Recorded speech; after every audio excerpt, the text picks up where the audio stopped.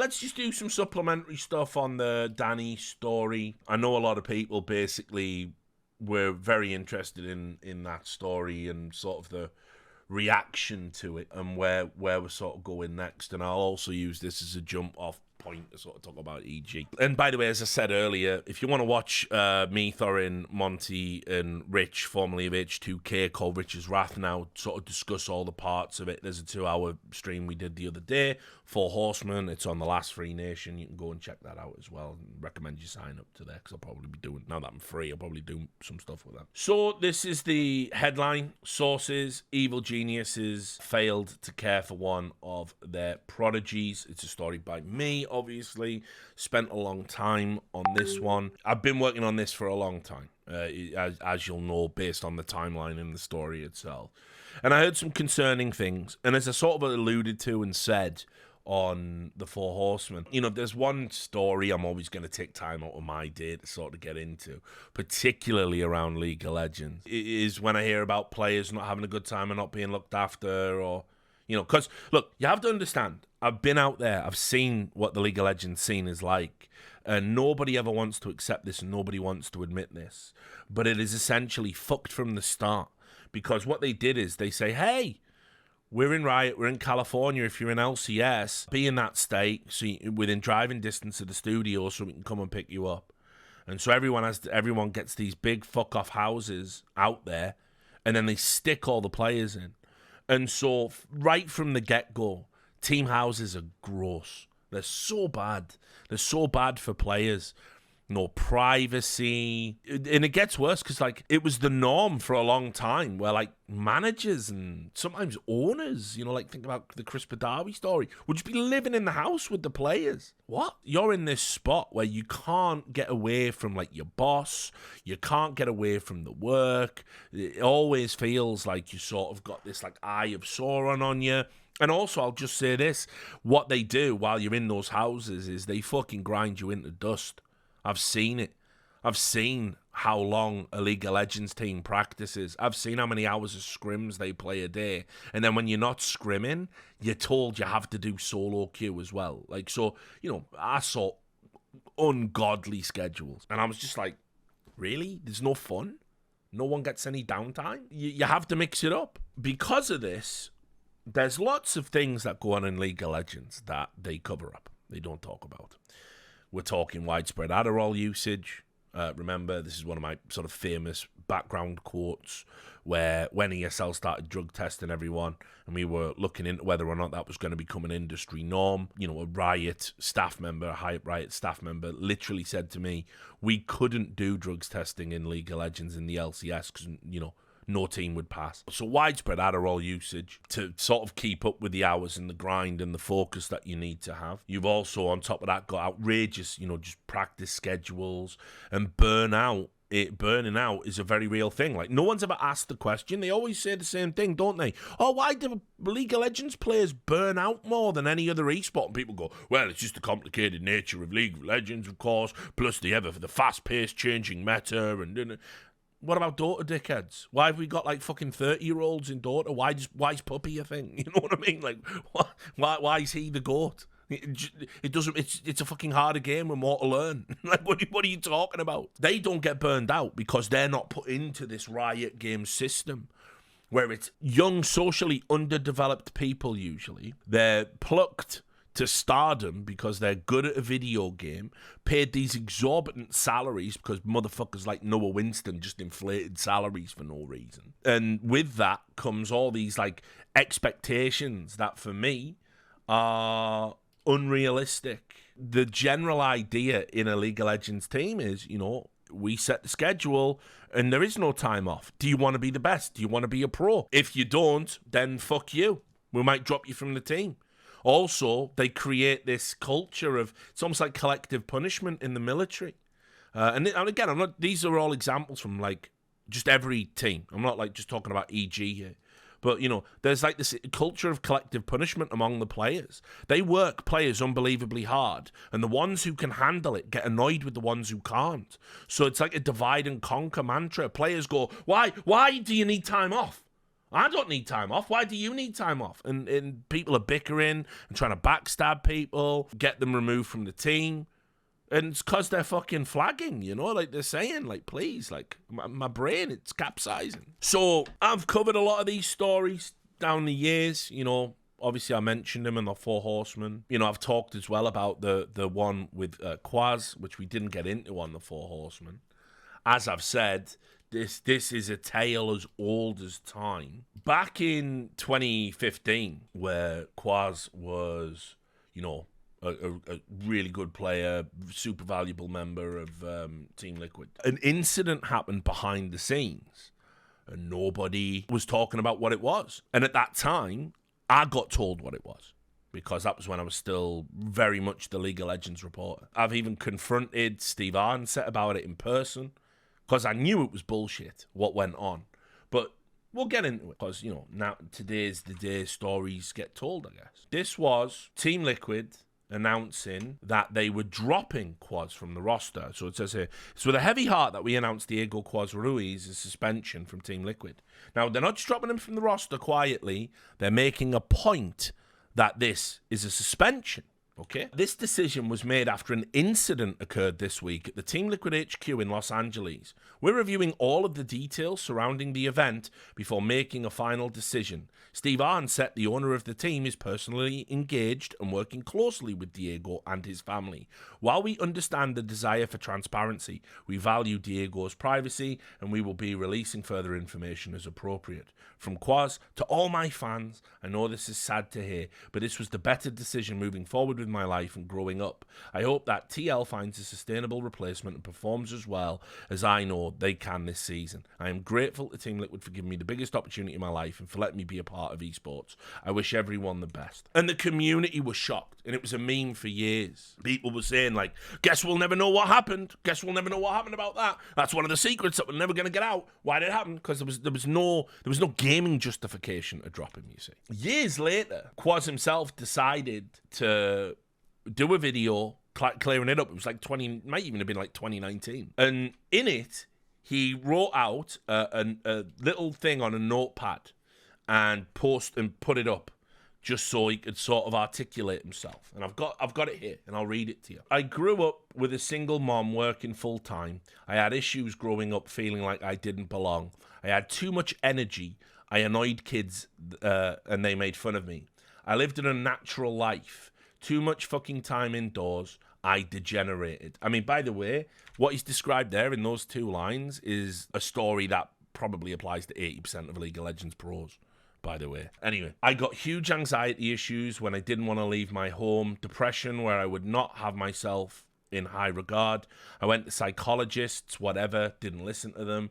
I coped with competing in video games for a sense of achievement. And this is another problem I see all the time. Tying your self-esteem to competition in a video game because you've got other problems that you need to work on. It's a real problem in esports. It makes people feel terrible when they lose, and that sort of does feed into the Danny story we'll talk about in a moment. I got really good at MOBA games from playing Dota. I played League, went to the US, lived an unnatural lifestyle because I was competing still and never dealt with the issues. Then stress added on for various reasons that I don't want to cover.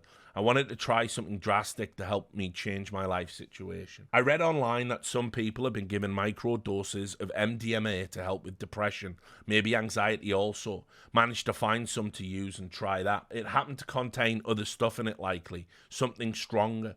What I was told is it might have been methamphetamine. I was fine at first. Effects wore off overnight. Played in scrims as usual. Felt a little different for a few days. I started meditating, brought up very strong emotions, and kind of slowly changed my behaviour until it fully hit me. Then I began expressing myself in a very strong manner. I freaked my teammates out probably. I slowly started getting paranoid. I thought I was in danger in Team Liquid. A lot of bad things that made no sense. At the end of that day of paranoia, I confronted someone on the TL staff during my state of paranoia and psychosis. I thought he was being dishonest with me. He was just in shock because I was acting strange, so I got verbally aggressive. I started bullying this someone on the TL staff by saying I could kill you if I wanted to, over and over again, until I slammed the door with my pals and ran ran off into the city with my slippers on. Psychosis. It was all, it just says psychosis in block capitals. All of this was my fault, but it was a learning experience. I'm grateful for everything. I apologize to this member through Skype. He said he understood, if I recall. I hope everything's fine. Now, I don't know about you. I don't know how you guys feel about this story, hearing about that. But at the time, I knew it was a drug psychosis reaction. Because, obviously, there's a world of difference between microdosing medically prescribed MDMA and getting Molly off the fucking streets and popping pills.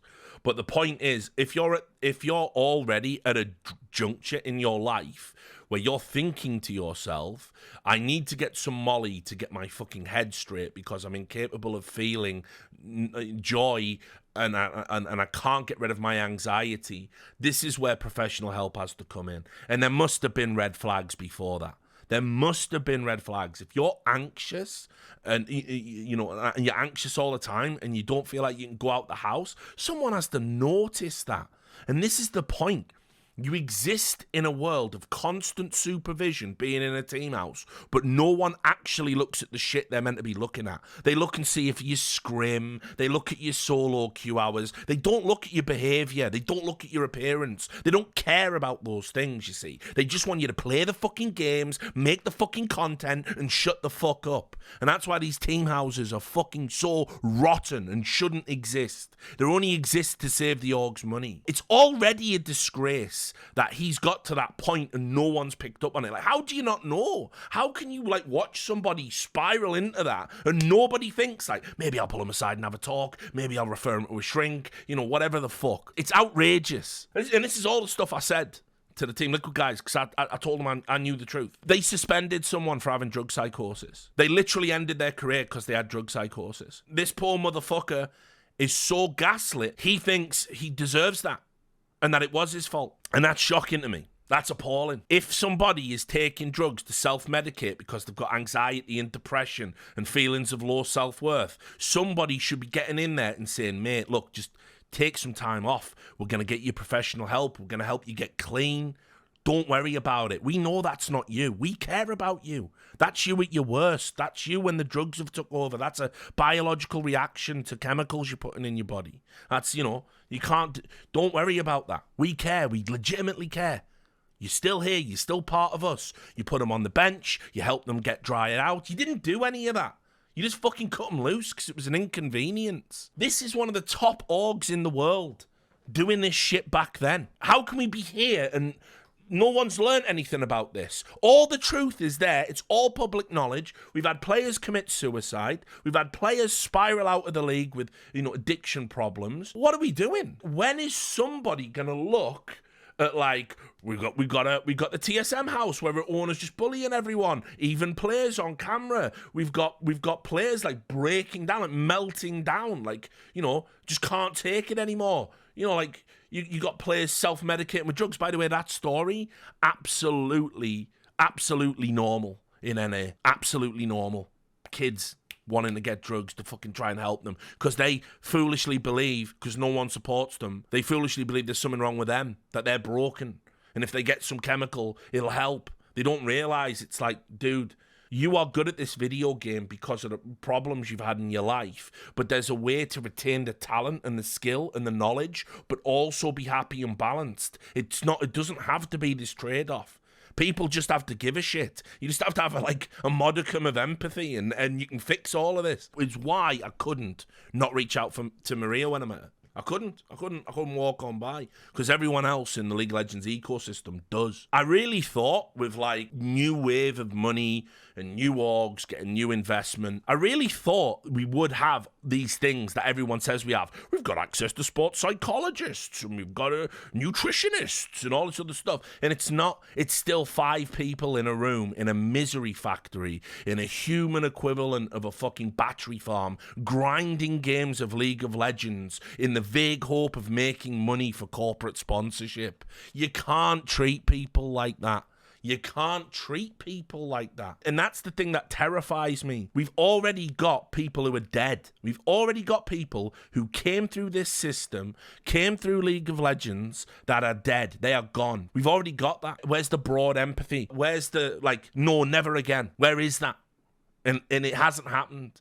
We got, like, the Meet Your Makers story I covered, where you literally fucking threaten a child, a kid, a teenager. You threaten him with using a loophole in the contract to kick his mother out on the streets to try and pressure him to stay on your organization. You know, it is awful what League of Legends pros are still going through. And you can see I'm not faking this. Like, I am legitimately passionate about it. One of the things that kept me in the esports space, because, yeah, we all love to threaten to quit, right? Especially in shit industries and in shit jobs. We all love to say we're quitting. But the thing that keeps me in is I'm worried that there isn't going to be somebody soon that wants to help these players. I'm fucking super worried about it. And so every time I hear whisperings on the grapevine that something bad might have happened, I'm on that shit. I'm on that story. I don't want League of Legends esports to have a fucking body count and we look back on it in a few years and we go, these children were fucking neglected. Because I know we like to treat them like they're fucking these gods and the esports pros, but they're so socially underdeveloped, a lot of them, that even the guys in their 20s, they're like teenagers. They're so fragile. And like saying nobody gives a shit. So the Danny story was a fucking tough one to know what to do, to know what was right. Because I know he didn't want any of this publicly. Like, I'm not stupid. I know he didn't want any of this publicly. I know his family didn't want any of this publicly. I know they didn't want it out there. I know, of course. But I can't just think about that. I have to think about, orgs that have patterns of potential mistreatment. I have to think about the next Danny that comes into the scene and ends up in an organ in the same situation, and I have to live with the fact that I could have wrote that story and helped that person or made people aware or pushed for more, better mental health resources for pros, and I didn't. And I don't want that on me. So I got called out on Twitter. I'm going to write a little piece about it on the Substack. I got called out on Twitter by someone in a sort of subtweet, where they were like, they'd talked about Jake Lucky and his coverage of the the coverage of the Pokemon deepfake porn. And they'd done a tweet and they'd said, when will esports journalists learn that, you're ethically bound to do no harm when you release a story? And she said, retweeting this today for no reason on the day the Danny story come out, which is implying I've done harm to Danny, me. So I will write and address that, but I'll say here, it weighs on you. I had a very difficult choice that I was presented with, which is not write up the truth and hope that the EG management are aware and they're atoning for it, or write up the truth and hope that there's some sort of reprisals and Riot get involved and the Players Association get involved and good things happen. I'm not trying to hurt anybody. I'm trying to help. And I know it's unpleasant to have personal details about your life in there, but by the way, I know those ethics. Remember, I studied it. I'm not Jake Lucky. I've studied this shit. I've been doing it for 19 years. I fucking know what constitutes harm. And my article there's nothing in it that meets that standard. It's just details that people would rather weren't public. And, I'm very sorry about that. I'm sad. I'm sad that it comes to that payoff to make one person who's already been a victim feel uncomfortable to prevent further victims. I'm sorry about that, but it just has to be this way, unfortunately. There's no way out of it. So the Danny story, to say, it fucking blew up a lot bigger than I thought it would in terms of the attention it got, which I'm very happy about. Not because it's like clicks or views or any of that shit. I got paid a flat rate for this story. It doesn't matter whether it goes viral. The only benefit to it going viral is, more people know and more people can maybe do things, to prevent future instances like this. But, I'll read you some of the details. What was not known to the public was that Danny has a medical condition that places him on the autistic spectrum and that this can make handling stress more difficult. Evil geniuses were aware of this when they signed the player, and according to our sources, had pledged to offer assistance as the player learned to deal with the new spotlight he found himself in, as well as the demanding expectations placed on professional esports players. Initially, the organisation was aware of his condition and did what they could to support it, one of the sources explained. A lot of his problems got worse with stress, so for example, they even hired a coach specifically to work with him. Over time, the management seemed less and less interested in helping him cope with the pressure, and eventually their strategy was to hope the problem went away, despite the players and coaches all saying that he needed to be dropped. And then later on, it all began during MSI, another source said. Danny was stressed out at MSI because of comments that were being made on Reddit and other shit. After MSI, the team had a 1 or 2 week break and people started getting concerned about Danny's mental state. Even back then, we were being told to just not to talk to him about it by the performance team. So understand the timeline we're talking about. They win a split, they go to MSI, and this is in May. They get to the semi-finals, and this is what he tweets. I'm just glad it's over. Good luck. T1 and G2 tomorrow, salute. What do you mean you're glad it's over? Laughing my ass off, what the fuck, says someone from the peanut gallery. Because playing 5 straight months of competitive League of Legends with scrims, riot features, official matches, lock-in, regular LCS season, playoffs, Houston finals, MSI, group stage, rumble stage, semis, and everyone hates you, man, I would really like to take a small break. That's in May, and that's public. What's the excuse for EG management at that point not getting him some help, telling him he can take a break? Fuck, even if you're selfish and you have a contingency plan and you just replace him, why wouldn't you? This wasn't a secret. That's the fucked up part to it. Anyone with half a brain can look at that and go, this kid needs help. Like, fuck me. But it comes back to the Quaz situation. It comes back to, all the other situations I've seen. People only care about staying in the League of Legends ecosystem by any means. They only care about winning. They only care about making the content for Daddy Riot and staying and keeping the money flowing in. They treat the players like cattle. It's an outrage. It's an outrage. I can't think of an excuse for this alone. I just can't. I've managed players before, by the way. So here's how you know I've got skin in the game, right? Like, any player I managed or coached, you won't hear a fucking single bad word about me. You won't hear about mistreatment or late payment or nothing. I cared about my players. Of course I did. And even the ones that I didn't like or didn't know, I had a duty of care to them that I would never surrender, never forfeit for nothing. Henry can tell you. I had a team, managed Henry on a team. We had a guy in it called Hoods, my good friend George. George had like ADHD, he had, OCD. He had problems, that impacted on his life. And do you know what? He used to ring me up at fucking 4 a.m. Rich, what resolution should I use? What mouse DPI should I use? Because he'd be getting worried about a competition, couldn't sleep, and thought if he changed his settings overnight, he'd turn into a god tier player. It'd give him an extra 10%. I used to fucking sit there on a phone with him, letting him just unload bags under my eyes all the next day. Do you think I would put the phone down? Do you think I wouldn't pick up in the first place? No, he needs me, man. For fuck's sake. So it's sickening. It's sickening no one gets involved at that stage. But anyway, you can go back to the article, and I'll leave that up there. I'll just, because it's just quotes. When the playoffs came around, he was openly saying to EG staff in the first weeks of playoffs that he wanted to retire, a source continued. The team wanted him to take a rest because it's not fair for 4 players to have to play with someone who doesn't want to win. The EG management was against them subbing in another player. They wanted Danny to play on and on. So even when the team or the coaching staff are going, give this fucking guy a break, it's actually detrimental at this point, let's get another idiot. EG stopped it. Why? Why would you do that? And then it says, members of upper management went to the League of Legends staff after they complained, and the first thing they mentioned about why Danny had to keep playing was market value. They said if they could sell Danny during the off-season, it would be a benefit for the year after. In other words, they were going to reinvest the money. They were going to try and drag out more time so they could convince him to not retire and then sell him to another team. They seemed concerned that Danny might be lying and just wanting to join another team. Imagine it. Imagine someone publicly saying in May, I'm fucking burnt out, I'm struggling, I need help.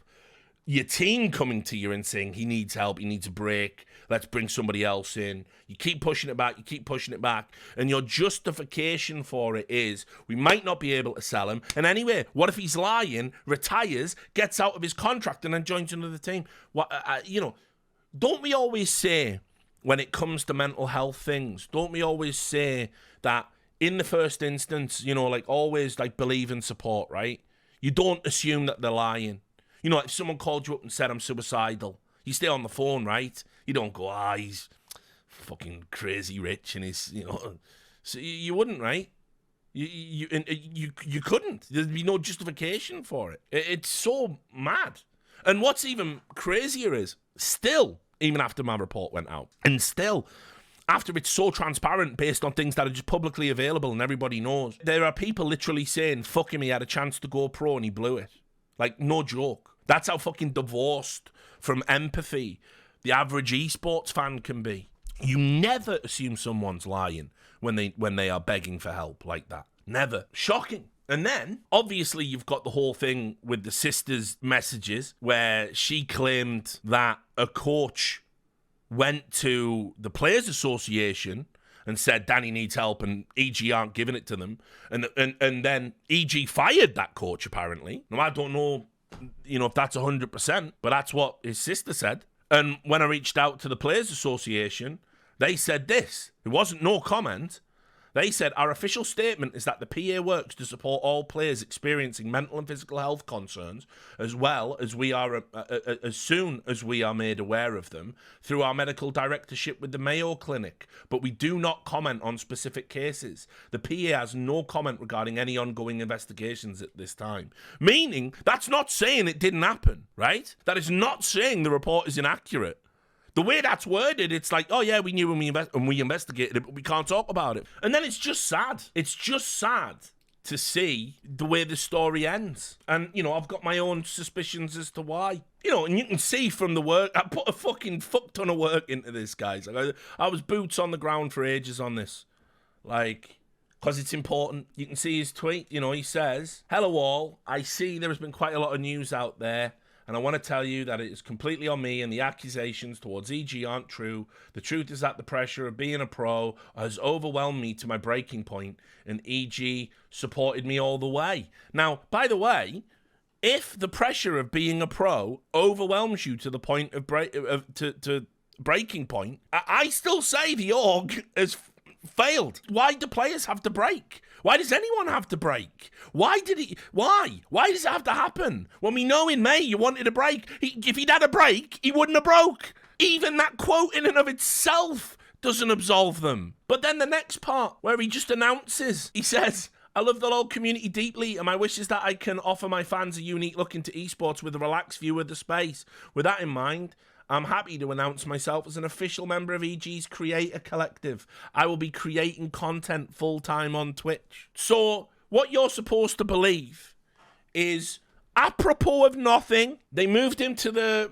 Creator Collective on the same day Thorin's video came out with the allegations in. And I've got my own theory on this, because obviously, due to the sensitive nature of the story, I wanted the parents' blessing. Of course I did. I wanted his family on board. But they gave me a no comment. I can't spike the story. I'm sorry, guys. It's too important. I hope you understand. There's a bigger picture here. My theory is this. I think, in my opinion, the creator contract is a way of atoning, because probably wrapped up in it is medical benefits. It's probably like a proper job. And obviously we know he has medical requirements. And so as a result, it behooves everybody, if he has an arrangement with an employer where that is covered. So I wouldn't even go so far as to say, people are saying, oh, he's been bought off, it's hush money, all of this stuff. No, it's even more fundamental than that, is what I would say. Because obviously if you have medical needs in America, you want them fucking took care of, and you don't want to pay through the nose for them, which you absolutely will if you're a contractor or not employed or whatever. So that's almost certainly the sweetener in the deal. Now, obviously, I'm happy if it has an outcome he's happy with, Fair enough. But also, there is no justification, because he's clearly someone that doesn't like the spotlight, so putting him into a content creator role doesn't make sense. Also, he doesn't stream a lot, and when he doesn't like being on camera and stuff like that. Only streamed like something like 85 hours in a year. That's like me. So it's crazy to even arrive at this. But this is just how it is. This is how the sausage gets made. I don't know what to tell you. It's not good. Being an esports star is not all it's cracked up to be if you just so happen to be good at League of Legends. Anyway, obviously, Evil Geniuses yet to respond, I notice. And of course, this wasn't allowed to be discussed on the subreddit. The Reddit mods suppressed the story. And they really did this time. Here's a bit of additional content that happened since the story broke. The mods on the subreddit, they've been getting incredibly frustrated with the fact that they haven't been able to sort of like end my career. I haven't gone anywhere. They haven't seen the end of me. And so they keep, even though I'm just like, look, if the mods are so incapable of realizing how inappropriately they acted by asking me to reveal sources before they allowed my stories on the subreddit, which I would never do, demanding that I change headlines so they have editorial input on my work, right? Like, if they think they weren't out of order doing all of that, then, I mean, fuck them. They're just mentally ill. Like, I can't ever deal with those people. And then, obviously, now they're doing this thing where they're gaslighting everyone and saying they never even banned my name, which, of course, they did. They're still doing it in some cases. You know, they're telling people on the subreddit, they're saying we never banned Richard Lewis. Why did people start calling me Ricardo Luis? Why did people start calling me Voldemort? How the fuck did that just start? How could you even deny that? There was screenshot evidence. There's a website called RevEdit. You can just go into the threads. You can just see it. It's a desolate wasteland. Like, that's the one thing you just can't deny. You got so... Because here's why the strategy changed. They thought back then, if they banned my name, I wouldn't grow and my work wouldn't get traction and I'd quit. But then I didn't. And so now what's more important is just to suppress my work so it doesn't get clicks and then maybe I'll get fired. But then that didn't work. So now what they do is they try and discredit me by saying I'm a liar, which of course you can't... You can call me a cunt. You can call me an arsehole. You can call me insensitive. You can call me anything, right? The one thing you can't say about me is that I'm untruthful. For fuck's sake. So, naturally, they started fucking removing the article. This is the feed. Every red thread is a deleted thread. How did EG fail their star player Danny, the Four Horsemen? That's just gone. That's removed. You can't talk about it. What else? Let's keep going. Somebody made a thread to discuss the contents of the article. Didn't even link to my content. Now, remember the rules? The rules were you can't directly link to his content initially. And then what they realized was journalists are ethically bound to originally source. So, as I'll show you, one of the mods literally said you can't use him as a source when you write about it. You can't mention his name. They're saying to the journalists, you better have your own sources that you can get a second-hand account from about this story, which we only know exists because Richard Lewis went and fucking investigated it. But anyway, they won't even let people discuss the problem. So there's a thread there that got fucking removed. Evil geniuses failed to care for one of their prodigies. Removed. Evil geniuses showed a repeated lack of care for Carl Danny II. Removed. Deserto sources. Evil geniuses failed to care for one of their prodigies. Removed. New article about E.G. Danny. Removed. Evil geniuses failed to care for one of their prodigies by Deserto. Removed. Leave the Danny stuff alone, please. Removed. Not because they disagree with the sentiment, evidently, but because they don't want fucking anyone to know the Danny stuff happened in the first place, because you might have to know I was the guy that fucking did the story. Removed. Sources. Evil geniuses failed to care for one of their prodigies. Removed. Evil geniuses failed to care for one of their prodigies. Removed. Sources. Evil geniuses failed to care for one of their prodigies. Removed by mod. Locked.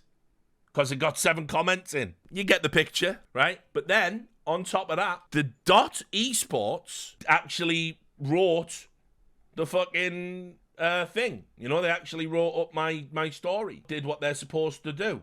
So fair enough. And by the way, the Four Horsemen video has been removed 3 times in total. So add that to the pile of removed. So LS read my article on the stream and made a YouTube video of it. Removed. That went. Right? The esports rewrote it. They did their, diligence. They sourced me. And this thread, when things like this happen, I'll tell you exactly what happens, because I know these stupid mod fucks, like, they're all so fucking mentally broken as humans. It's actually insane. So, like, and here's the thing.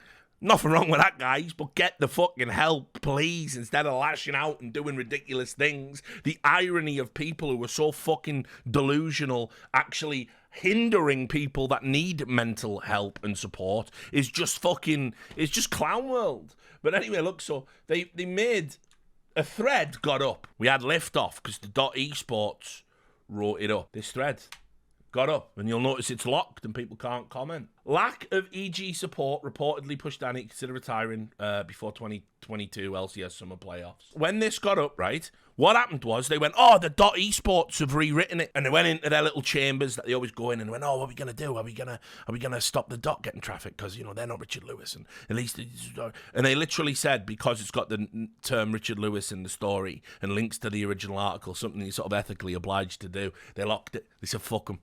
And the worst thing about locking it and not deleting it is it can't even be resubmitted. It's just there. So they even lash out at other journalistic outlets to suppress this fucking story just because my name is attached to it. Now, if anybody thinks these people are normal, nice, like healthy people, like it's not. These guys are actual psychopaths. These guys are actual bitter losers. It's so crazy. And honestly, if you go into the fucking comments in here, because again, they must think Rev-Edit doesn't exist, but it does. So you can scroll down here. Let's have a look at these deleted comments here. Right? What's this first batch of deleted comments? Yes, finally, we can talk about the Ricardo Luis piece, because some leech made an article on his article. Deleted. Damn, that dude is still banned here. The mod teams right now were probably not even born when the reason for his ban happened. Deleted. Yeah, a mod double downed hard yesterday. Deleted. Haha, I might have gotten this one taken down. My bad, lads. Deleted. Remember, they're not doing this, guys, right? What's this comment here? What's this comment? Remember, they're lying and saying they're not doing any of this stuff. But, of course, we've got the proof. Like, it's there. It's there in black and white. Once again, they are lying. I don't know if they're lying because they're in the grips of psychosis. Obviously, shit happens, but... it's fucking, they're lying. Hilarious that the original Deserto article this article refers to can't be posted on this sub. Well, what's the harm in saying that? Removed. Has to go. That apparently breaks some sort of rule. In before removed by mods. Didn't he beat up a kid? Fuck me, like. The deep law, no, I've never beaten up a kid, obviously. And then he even replies and goes, is that when the player asked him to stop touching the female referee? Who's that? Who have I been conflated with then? Like, what's that? What the fuck are you talking about? Do you see the shit people just make up about you? You're a public figure, you just can't do nothing about it. That dickhead gets to tell that lie 1,000 times, by the way. And you'll notice the mods don't delete that. Mods, guy just saying I'm a sex pest on Reddit. Don't delete that. Crediting me with the article that I wrote, definitely delete that though. So 100% delete that. And then this one down here, before removed by mods, something that was removed too quick. By the way, when you see it like this and it's removed within 14 seconds, it means auto mods picked it up. They literally had my name in auto mod at one time. So you couldn't even see it in Rev-Edit. They just put Ricardo Luis, Richard Lewis, and Voldemort in auto mod, and you would just see threads, just red as fuck. Red as a fucking Brexit voting gammon on a Spanish beach. So they even shut down other people's reporting about the story. So at this point, by the way, you cannot, in no world... In no fucking world is this about me at this point. The mods, you see, are part of the fucking ecosystem. We all know their relationship with Riot. We all know how cozy they were with Riot staff. We all know Riot staff had been on the moderation team and then tapped in and out. We all know they sat in a super secret Skype group. We all know these things. We all know they coordinated on a market campaign. We all know they were sent gifts. We all know they had meetings with Riot. Like, we all know this. And so obviously the allegiance they feel towards Riot, because let's be real, they don't have anything else going on in their lives, is that, it's still so overwhelming for them. This is bad because Riot need to get involved. The Players Association need to get involved. It makes a mockery at EG being like this org that are meant to be so empathetic and all of this stuff. But no, of course, the mods can't allow this. They can't allow that. So what they're actually doing is covering up abuse on behalf of the product. That's inarguable at this point, because you would at least let a thread discussing it go through. Surely. Doesn't link to my work. No harm, no foul. I don't get the click. Not that the click even matters to me in the first place. But they actually censor other esports journalists from writing the story as well, just to try and get back at me. And the worst part is, the guy that was doing the biggest shouting, I mean, we all remember Kahootie. We all know that fucking nutcase, you know what I mean? Like, Swedish Nip fan who dislikes me personally for some reason.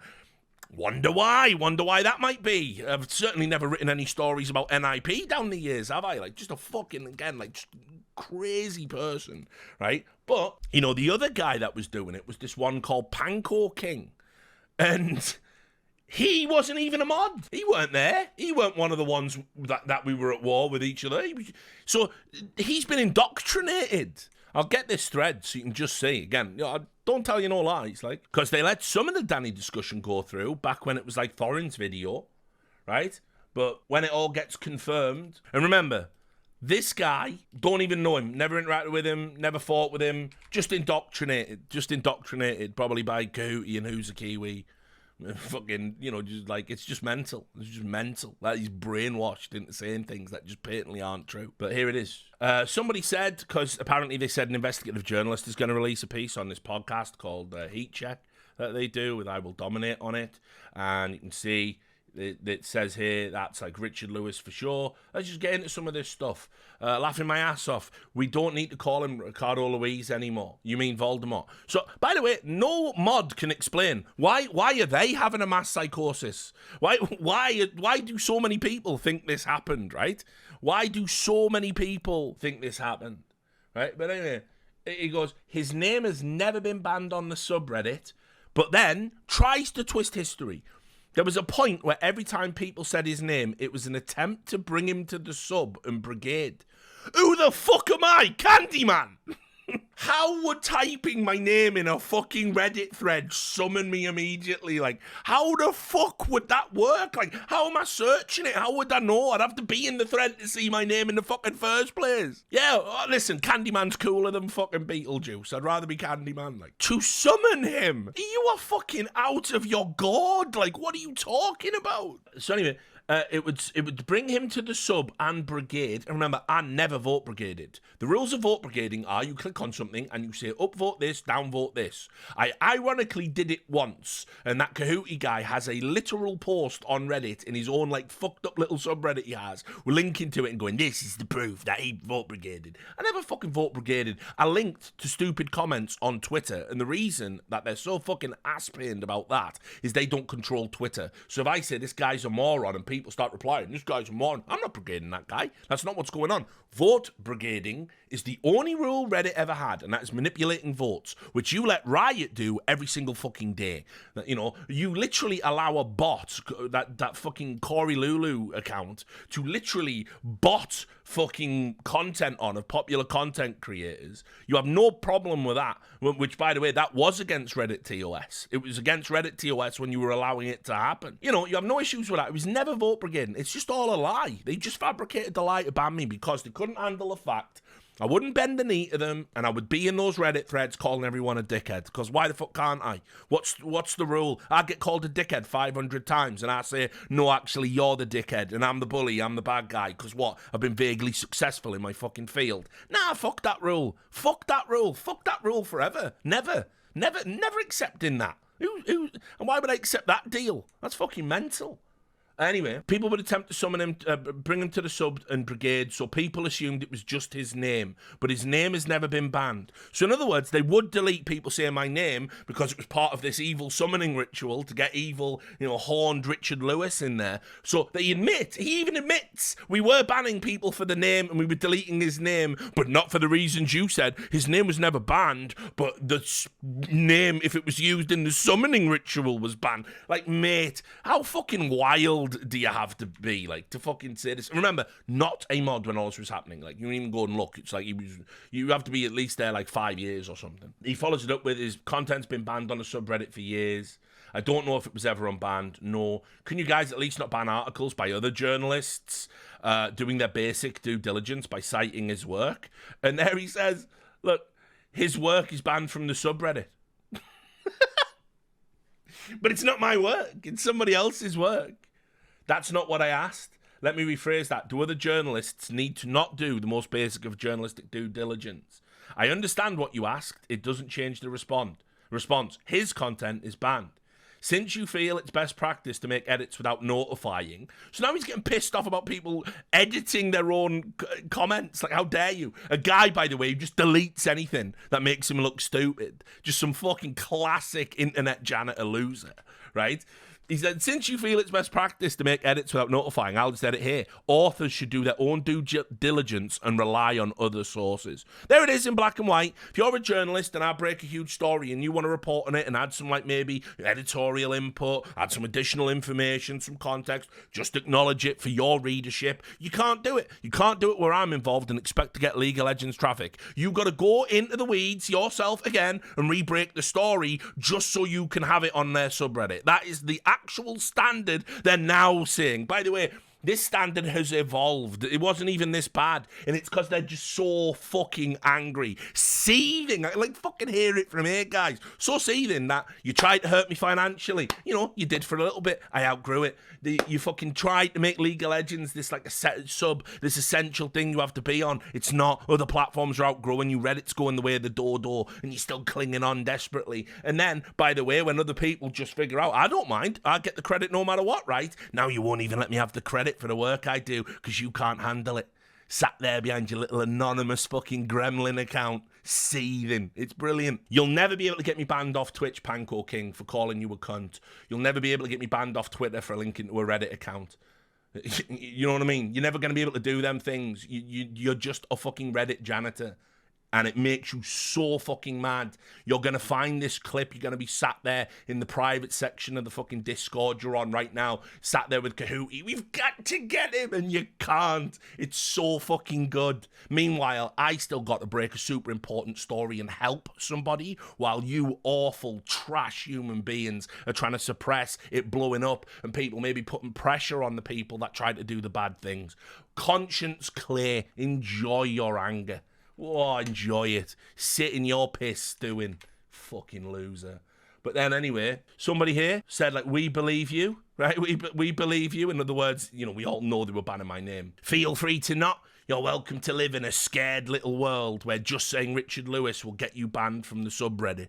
I don't know which one of us is in a scared little world, mate, where fucking Kahootie writes a fucking manifesto to fucking retract things I say on a Twitch stream, writes 4,000 words, and when Richard Lewis said I was a loser, actually, you can see here, I'm not a loser and have a very healthy life. Like, you guys, seriously, who's scared of who? Like, you won't even let people discuss my work. Seems this immature response was not necessary. It seems very necessary if it's striking this much of a chord with enough people. I get that they were told something and they have to believe it, but that doesn't mean it's the truth. It's the unequivocal truth. It's the inarguable truth.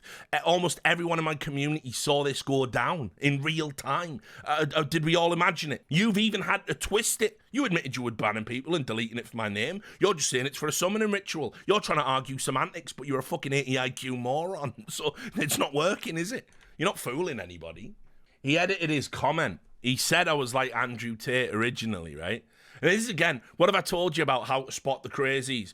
Whoever is the bad man, you just compare everyone else you don't like to the bad man, irrespective. I'm on video denouncing Tate, for fuck's sake. I was one of the guys. I'm telling Carlos, like, fucking Tate's a fucking piece of shit. You know what I mean? Like, for fuck's sake. But yeah, anyway, you know, he does this, like, because he had a very normal day. So remember, he did edit his comment. His comment was, weird. Well, I guess that's what you're told to believe. You will believe it. I bet the Matrix got him, just like everyone else that does shady shit. No, a bunch of fucking loser moderators banned me off a fucking subreddit and then banned all my content because they lack any ethical integrity whatsoever. Because they're mad. They're big mad on the internet about something that happened now. Like, fucking, we are closing in on, like, 9 years, guys. Like, maybe let it go. Maybe, like, get on with your lives. Maybe don't see so much about it. I don't know, but whatever.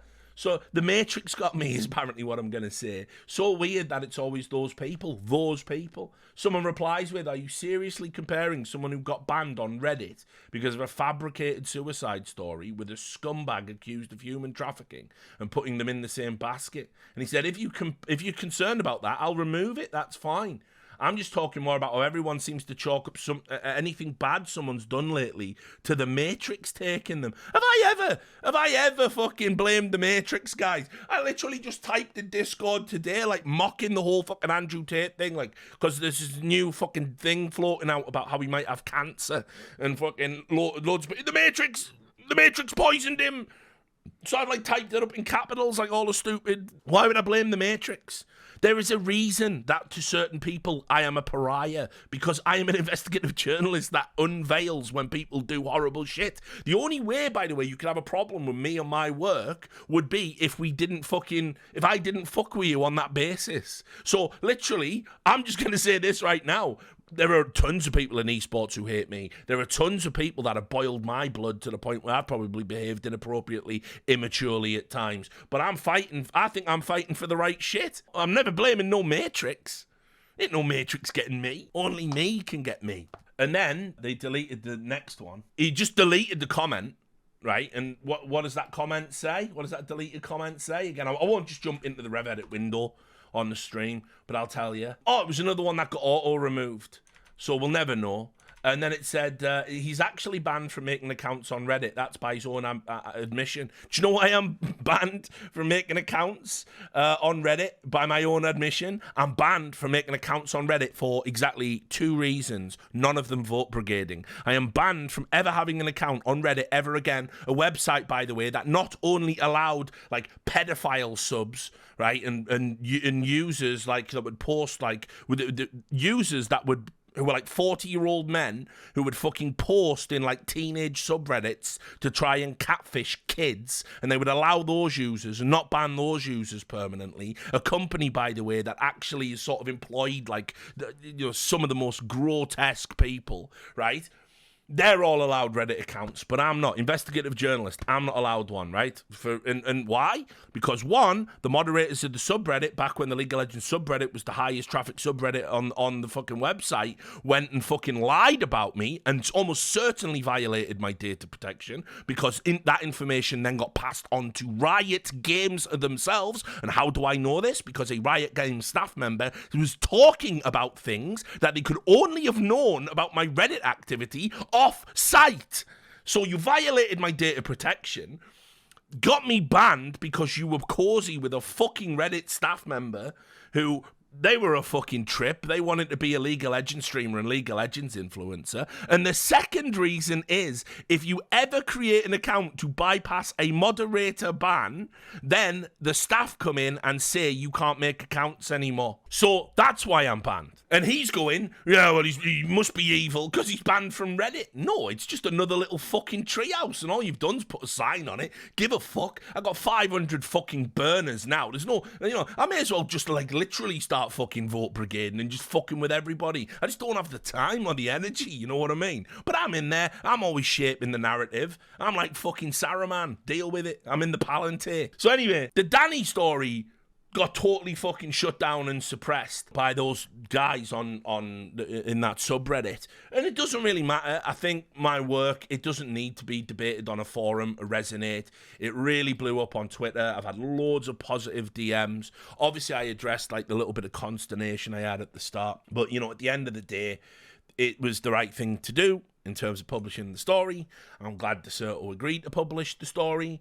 And I hope Riot and the Players Association take note, and we start getting better resources for players in LCS, because as you can see from the Quaz situation, this is nothing new under the sun. This is something that's going on all the time. We haven't made any forward progress since 2015.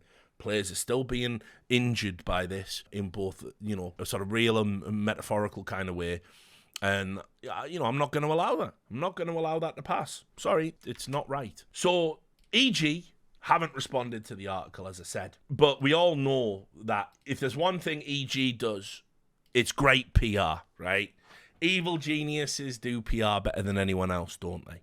They fucking love, they know how to handle PR. At least they're going to do something in a way that's going to deflect some negative attention from them. Good strategy, right? If you're in the middle of a negative story coming out and you can't address it directly because you bank the rights with the article, what you do is you do another announcement, you announce something positive, and everybody fucking goes, oh, well, they're not all bad, and you get out of it that way. That's like a PR strategy. That's a real thing that PR people suggest you do.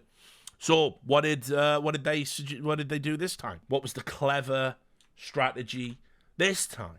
Well, they announced a new sponsor, and that sponsor is Chevron. They've gone from building a pipeline for talent. It's genius. It's marketing genius. They've gone from building a pipeline for dog shit NACS talent to having someone who literally builds pipelines come in as their official pipeline sponsor. I couldn't believe it. I don't believe it. I couldn't believe it.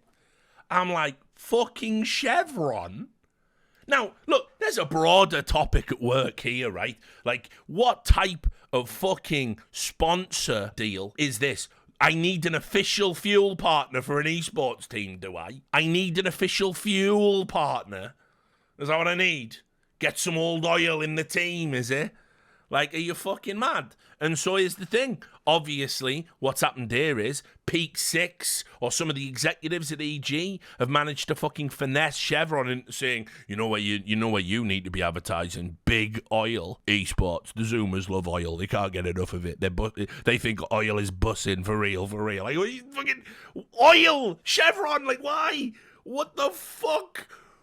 What possible synergistic relationship is here? Like, what are you talking about? And it's mad, because this is a time, by the way, when all the youngsters, all the hipsters, all the young people, they're all, like, out there, flossing on TikTok to fucking Greta Thunberg speeches. I think Greta Thunberg was like, I think it was like Glastonbury, like, last year, the opening speeches for Glastonbury, they do these guests, it was like Zelensky and Greta Thunberg. Like, oh, we're partying now, woo! Like, fuck that.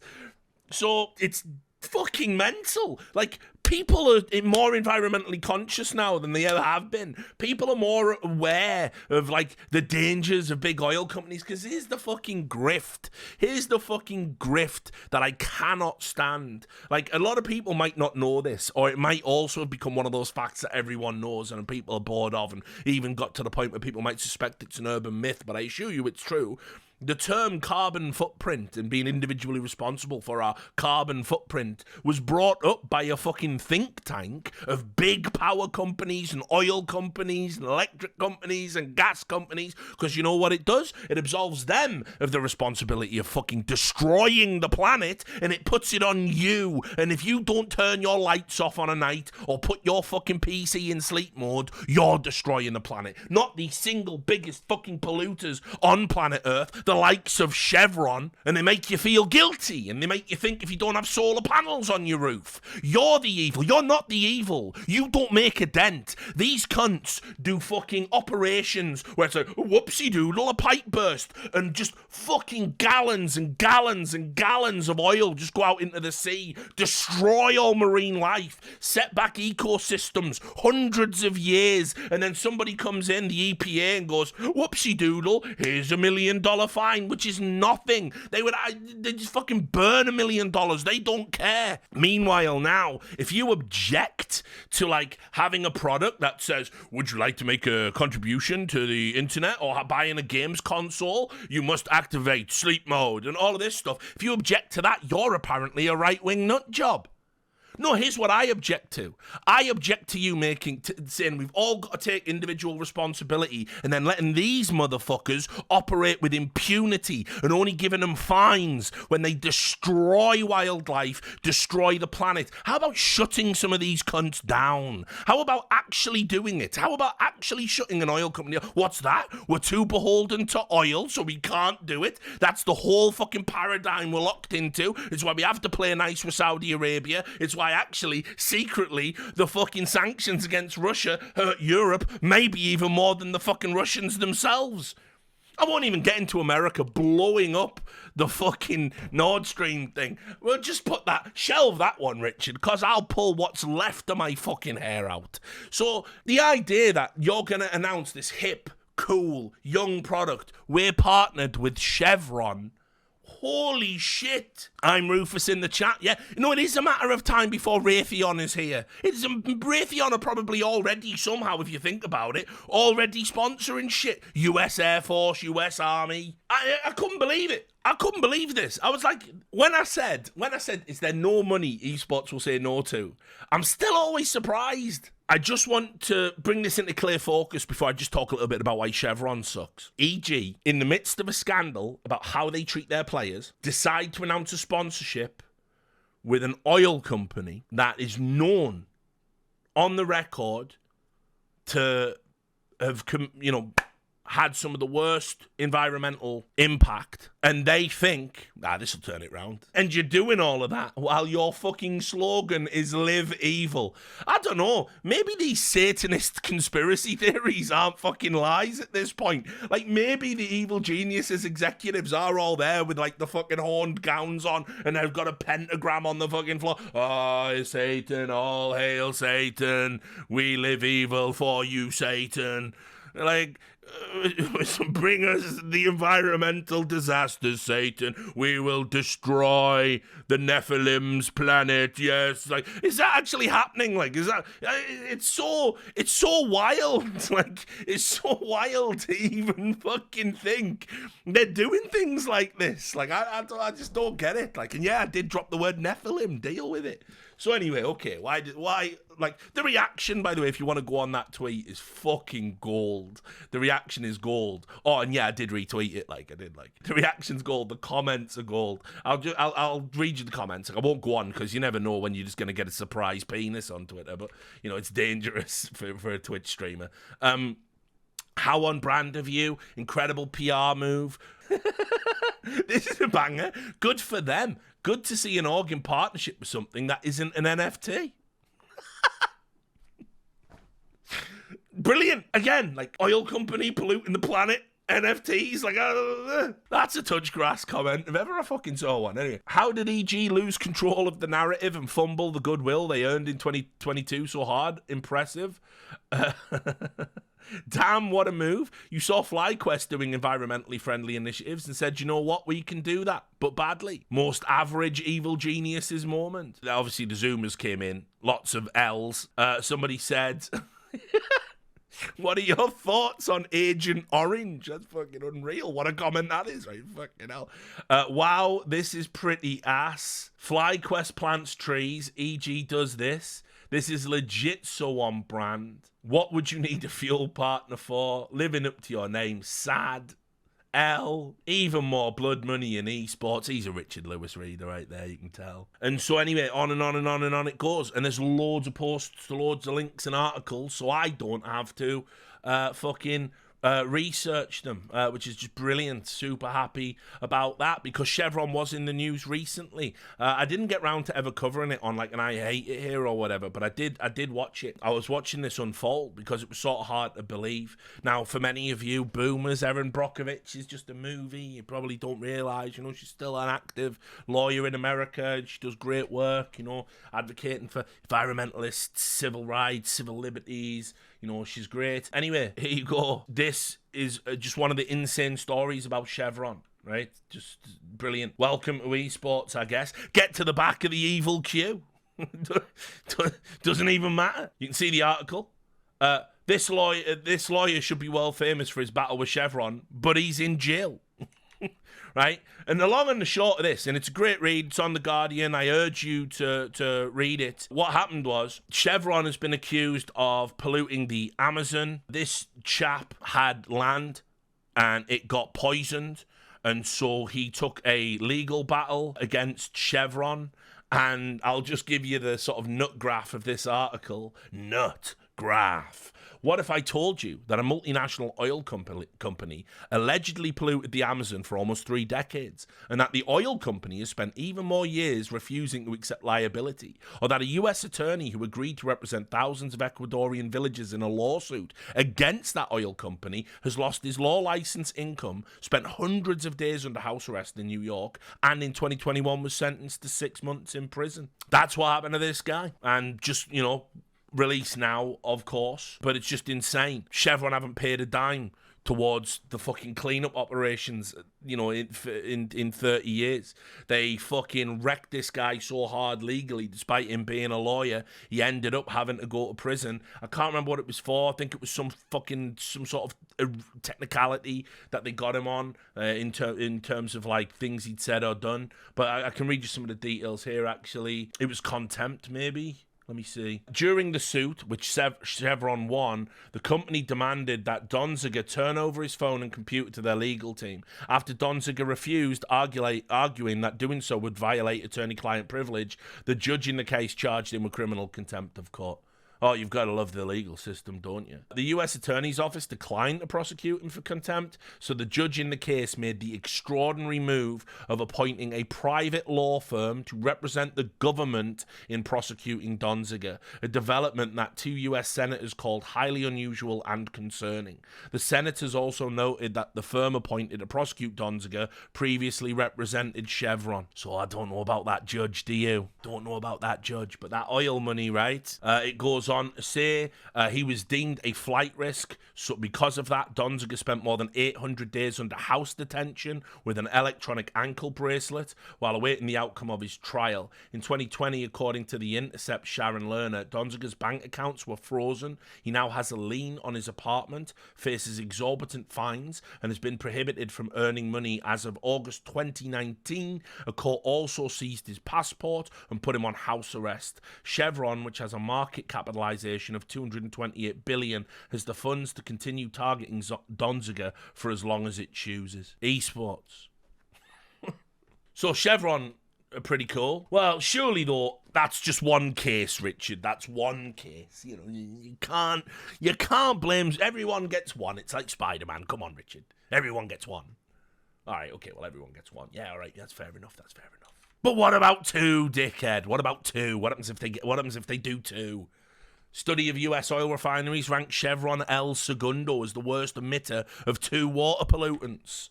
So they're literally destroying. It's not even hyperbole. This was a study of all the oil refineries in America, and the Chevron El Segundo facility on Santa Monica Bay. Right, now think about Santa Monica Bay and think about the image you have in your mind. And it was the largest water polluter for nitrogen and selenium. The pollutants are byproducts of the oil refining process and are legally discharged into the ocean. Authors of the report, as well as conservationists, are asking for federal environmental officials to revise and tighten regulations. That'll happen when you have a system where big oil literally are fucking paying money to these politicians and sending lobbyists there every fucking 5 minutes. But anyway, they're saying the Congress has the power, but they choose not to act. Chevron is so bad, so bad. I mean, there's no such thing as a good oil company, right? But Chevron is so bad. Go on then, we'll do one more. And then Jace is like, don't leave this one out. Climate-friendly fuel, right?